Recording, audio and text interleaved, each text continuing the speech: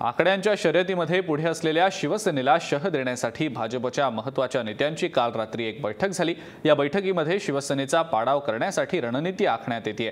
मनसेने आपले सर्व पर्याय उपलब्ध असल्याचं मत व्यक्त केलेलं आहे, तर एमआयएम आणि समाजवादी पार्टीने आपले पत्ते अजून खुले केलेले नाहीत। एक अपक्ष आणि अखिल भारतीय सेनेच्या गीता गवळी यांना आपल्याकडे वळवण्यामध्ये भाजपला यश आलंय।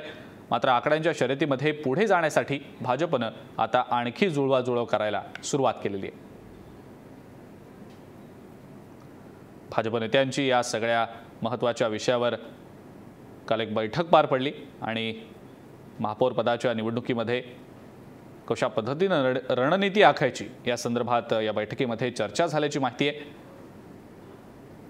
दोन अपक्षांना आपल्याकडे वळवण्यामध्ये भाजपला यश आलेलं आहे। अखिल भारतीय सेनेच्या गीता गवळी यांनी कालच भाजपला आपला पाठिंबा दर्शवलेला आहे। त्यामुळे आता भाजपचं संख्याबळ जे आहे ते आता 82 वरून 84 वर गेलेलं आहे। मात्र शिवसेनेला या महापौर पदाच्या निवडणुकीमध्ये कसं रोखायचं या महत्त्वाच्या मुद्द्यावर भाजप नेत्यांची खलबत सुरू आहे। या संदर्भात आपण अधिक माहिती जाणून घेणार आहोत। प्रिन्सिपल करस्पॉन्डंट पंकज दळवी आहेत आपल्यासोबत फोन लाईनवरनं। पंकज, महापौर पदाच्या निवडणुकीसाठी उमेदवारी अर्ज भरण्याचा आजचा दिवस आहे आणि आजच्याच दिवशी नेमके कोणते उमेदवार भाजप आणि शिवसेनेतर्फे असतील यांची नावं कळतील। चर्चेत बरीच नावं आहेत, काय नेमकं याबद्दल सांगताय? अजिंक्य, याच्या आज मुंबई महानगरपालिका निवडणुकांनंतर महापौर पदाच्या निवडणुकीचं चित्र काय असेल त्या बाबतीतली थोडीशी स्पष्टता आता येईल आज। कारण आज महापौर पदासाठी शिवसेनेचा उमेदवार कोण असेल, भाजपचा कोण असेल, विरोधक वेगळा उमेदवार देत आहेत का की त्या बाबतीमध्ये आणखीन कुठला उमेदवार येतोय, अपक्षांची कशी मोळी बांधली जाणार आहे, या सगळ्या गोष्टी ज्या आहेत त्या स्पष्ट होतील। शिवसेनेकडनं काय रणनीती वापरली जाते, भाजपा आक्रमकतेने शिवसेनेला रोखण्यासाठी काय करते, या दोन्ही स्ट्रॅटेजी जी आहे त्या दोन्ही पक्षाकडून आखल्या जात आहेत। ऐन वेळेला भाजपा शिवसेनेवरती काही वेगळा बॉम्ब टाकणार का की शिवसेना भाजपच्या विरोधातली जी आहे स्ट्रॅटेजी आहे ती इतकी स्ट्रॉंग बनवून आपलाच महापौर बसवेल, या गोष्टींविषयीची अधिक स्पष्टता अजून नाहीये।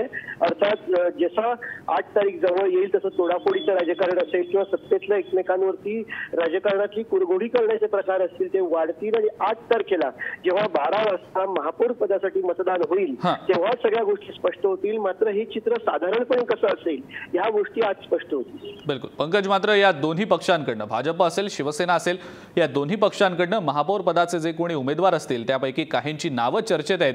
ढोबळमानानं कोणाकोणाच्या नावाची चर्चा प्रामुख्याने त्याबद्दल काय सांगताय?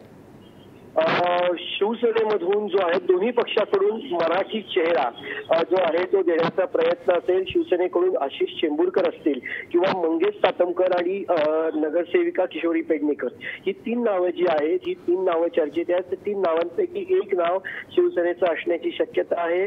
भाजपाकडनं जे आहेत ते मनोज कोटक, प्रकाश गंगाधरे किंवा प्रभाकर शिंदे माजी नगरसेवक शिवसेनेचे होते, आता भाजपासोबत ते नगरसेवक झालेले आहेत, मुलुंडचे आहेत।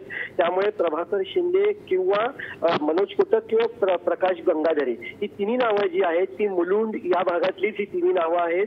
ही भाजपाची नावं असू शकतात। मनोज कोटक गटनेते आहेत, पण मनोज कोटक हे मूळ गुजराती भाषी असल्यामुळे भाजपावरती गुजराती चेहरा दिल्याचा आरोप केला जाऊ शकतो, म्हणून प्रामुख्याने भाजपाकडनं मराठी चेहरा देण्याचा प्रयत्न आहे। याच्यामध्ये अचानक गुगली भाजपाकडनं टाकली जाऊ शकते। पहिल्यांदा निवडून आलेला, साफ प्रतिमा असलेला, कुठल्याही प्रकारचे आरोप नसलेला एखादा सुशिक्षित चेहरा जो आहे तो भाजपाकडनं ऐनवेळी पुढे केला जाऊ शकतो। बिलकुल पंकज, थँक्यू सविस्तर माहिती दिल्याबद्दल। या संदर्भातले अपडेट्स आपल्याकडनं वेळोवेळेला आपण घेणारच आहोत।